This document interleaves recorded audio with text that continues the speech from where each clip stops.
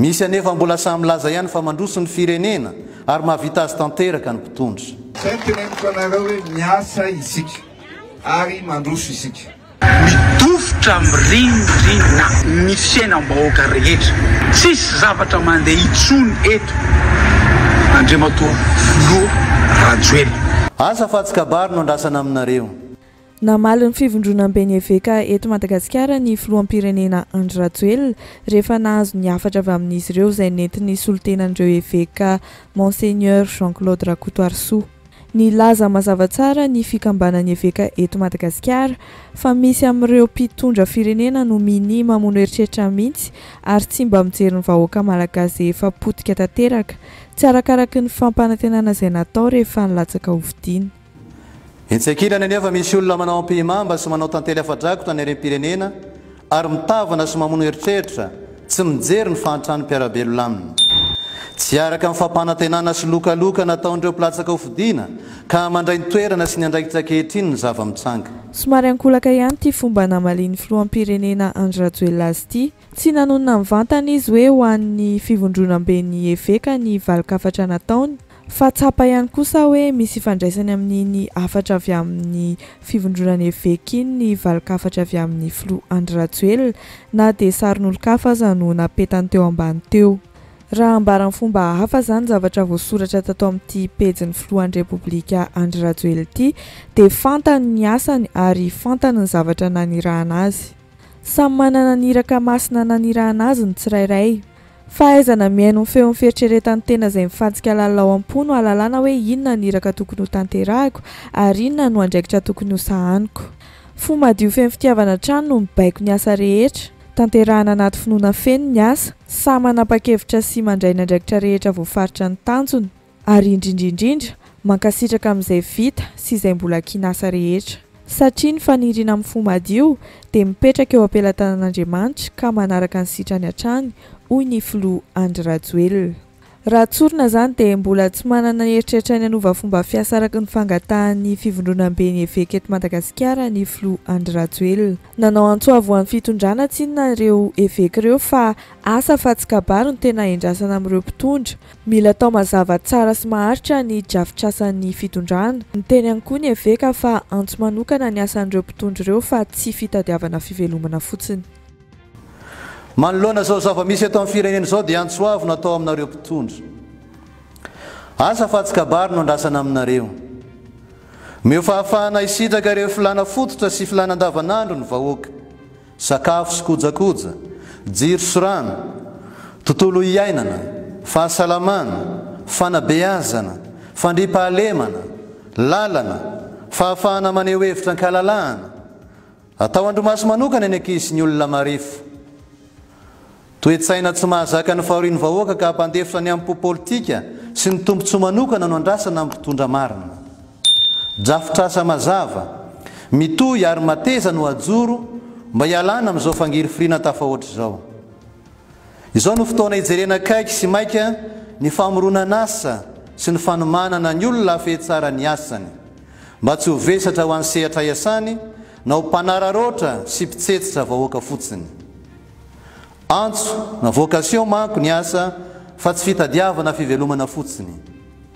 Tsy mahasoantsika ny marina amboamboarina araka izay tombontsoan'ny tsirairay na ny vondrona samihafa. Efa tsy misy tsy miteny ny fitondram-panjakana daholo moa ny olona mpanaraka ny raharaham-pirenena rehetra. Eny fa na hatramin'ny fivondronam-ben'ny eveka eto Madagasikara aza efa tsy afaka ny nangina sy nijery fotsiny tsony araka ny efa hitantsika teo. Amin'izao fotoana izao anefa dia mini mamono sofina mihitsy ity fitondram-panjakana ity. Tsy mihaino ny zavatra lazain'olona izay tsy mitovy hevitra aminy na iza na iza. Tsy mihaino ny feon'ny vahoaka, tsy mahita ny tena maharary ny vahoaka. Efa hita amin'izao fotoana izao fa tena midona am-poto tanteraka ity firenena ity ankehitriny fa ny tena loza nefa dia mbola misy mahasamilaza ihany amin'ireo mpitondra antsika ireo fa mandroso Madagasikara. Zay teneniko anareo hoe miasa isika ary mandroso isika. Ny filoha Andry Rajoelina mihitsy moa tena anisany mivoy fa mandeha tsara daholo ny asa eto Madagasikara ary mandroso mihitsy Madagasikara fa tsy latsa-danja amin'izany ireo mpilelaka ny filoha Andry Rajoelina rehetra toa ny solombavambahoaka maromaro miaraka amin'ny Andry Rajoelina izany hoe i Naivo Raholdina, Lanto Rakotomanga, Augustin Andriamananoro sy ny sisa sy ny sisa. Eo ihany koa ny minisitra teo aloha Lalatiana Rakotondrazafy, ny filohan'ny antenimiran-doholona Richard Ravalomanana, ny sefim-pokotany Jean Irina Rafanomezantsoa sy ireo marobe hafa tsy voatanisa. Nazava tsara ny hafatra avy amin'ny fivondronam-ben'ny Evekan'i Madagasikara izay nentin'ny Monseigneur Jean-Claude Rakoto Arsoiny, ny tany sainy an'ireo olana marobe tokony andraisan'ny fitondram-panjakana andraikitra satria efa lafin'ny marobe loatra ny potika. Tsy misy tokotany intsony eto Madagasikara amin'izao sika miteny izao. Manaiky ny Eveka fa misy ny ezaka efa vita fa kosa tena maro loatra ny tsy voafehin'ny fitondram-panjakana ary hita taratra amin'ny fiainan'ny vahoaka malagasy amin'ny andavanandro ny tsy fahombiazan'ity fitondram-panjakana amin'izao ity.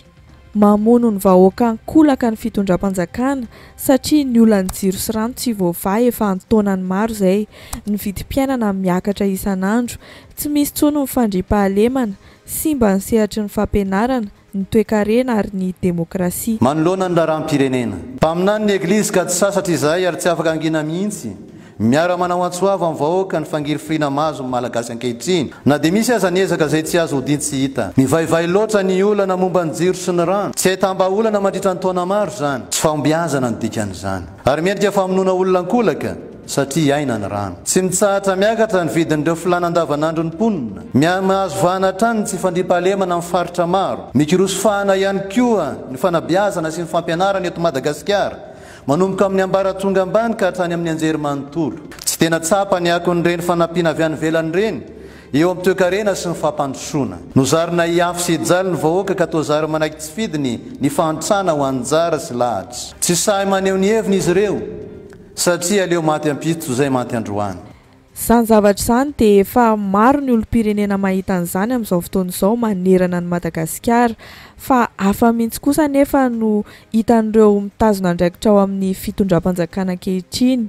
Ny filoha Andry Rajoelina mihitsy moa no efa nanao fanambarana tamin'ny mpanao gazetiny RFI hoe la réalité tout autre. Ny mpitondra etsy andaniny toa tsy taitra akory, tsy hita mba mitady drafitra sy fomba fiasa ary vahaolana hafa. Ireo mpitondra akaiky koa ny vahoaka dia toa angady tsy mahatapaka ahy. Misy anefa mbola samy laza ihany fa mandroso ny firenena ary mahavita azy tanteraka ny mpitondra. Sao dia mba misy olona navondron'olona voakarama nahasoaso ny mpitondra ka hodiny tsy hita ny fahorian'ny vahoaka. Be loatra ny mpanararoatra fahefana sy mpangoro-karena na amin'ireo mpitondra na amin'ireo mpiray antoko sy mpiara-miasa akaiky aminy. Ininadinoina fa misy farany ny zavatra rehetra. Ampilazana ireo fa mitotongana tanteraka ny fiainan'ny vahoaka. Alors ça c'est votre perception, mais ce sont les indicateurs. La réalité est tout autre. Fa manoloana ny resaka nataon'ny solotenany Eveka iny dia mbola miverina naneho hevitra indray ny filohan'ny mpanohitra sy teny-Randriana Solonyaiko. Nanazava ny asan'ny mpanohitra izy, tsy sanatria hoe tsy fitiavan'olona ny an'ireo mpanohitra ireo fa mijoro amin'ny zavatra tsy mety ataon'ny fitondrana no antom-pisian'izy ireo. Tsy lasa mpanohitra ihany koa ny Eveka sao dia misy diso fandraisana fa milaza ny zava-misy fotsiny ihany koa raha nanao an'iny fanambarana iny. Mitovy an'ireny voalazan'ny Eveka ireny ihany ny fanakianana izay nataon'ity lehiben'ny mpanohitra ity tamin'ny herinandro lasa teo iny kanefa dia tsy zakan'ireo volomboasary izany. Efa hitantsika moa tamin'iny herinandro lasa teo iny fa romotra daholo mpilelaka ny volomboasary rehefa nahazo kiana avy amin'ny filohan'ny mpanohitra. Efa hita zao ve fa efa potika tanteraka ity firenena ity, efa simba ny vahoaka malagasy dia mbola miziriziry te hijanona eo amin'ny fitondrana ihany. Nampatsiahy ihany koa isy teny-Randriana Solonyaiko fa azon'ny filoham-pirenena atao tsara ny mandrava ny gouvernemanta raha azo tsapahi-tanana mitovy amin'izao iainantsika vahoaka malagasy izao ny tsy fahombiazan'ny mpitondra. Sanatsy vavy aladiny lelo tsy hoe lasa mpanohitra ireo vondrony Eveka eto a Madagasikara raha nanao an'iny fanambarana iny satria manko to ohatrany mitovitovy na tena mitovy tanteraka amin'ny fanakianana avy aty aminay mpanohitra ila teny zay solotenany eveka eto Madagasikara nataon'androany asakasantsika mpitondro ianareo no nomeny lalam-pandorena fahefana ianareo maro anisa hitondra ny firenena ty midofotra mirindrina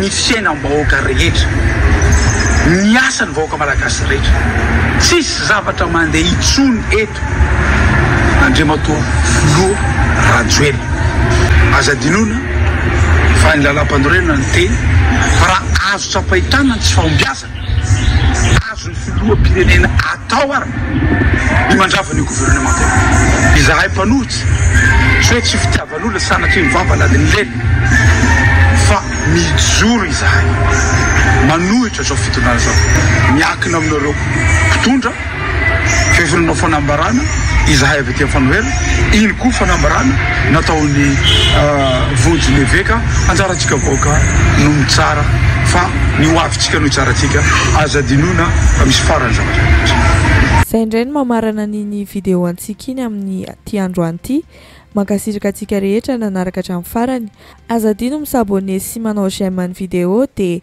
amin'ny manaraka indray